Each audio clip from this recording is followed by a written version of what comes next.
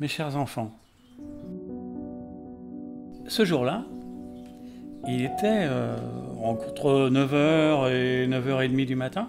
J'étais sur la place du Calvaire, où il y a le Royal. Et donc, on sautait de partout pour voir les soldats. On se mettait sur la pointe des pieds. On sentait que la victoire était là. Et les libérateurs étaient en ville. Mais on était submergés par la joie.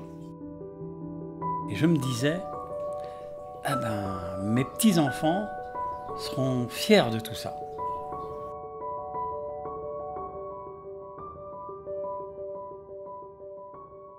Donc la mémoire aujourd'hui, elle passe beaucoup par les cérémonies qui se déroulent sur tout le territoire, mais notamment à Rennes.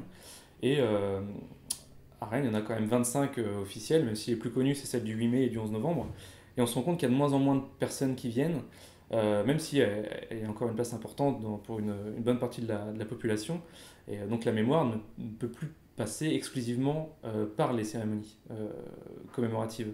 On se rend compte aussi que la mémoire, c'est une volonté de transmettre vers les jeunes générations, et que la transmission se fait d'autant plus facilement quand il y a des témoins. Donc la question qui se pose aujourd'hui, c'est quel nouveau vecteur on va pouvoir utiliser pour transmettre la mémoire, pour que cette mémoire reste vive. Et on a permis le port du bleuet de France, qui est en fait une petite fleur que les institutionnels, les politiques, mais aussi la société portent pendant les commémorations, spécialement les 8 mai et 11 novembre.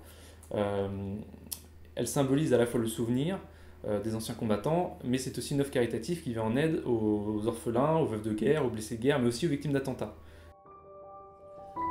On a laissé quoi de tout ça? Une stèle, une photo. On s'est battus, les adultes surtout, mais les enfants aussi, relevés.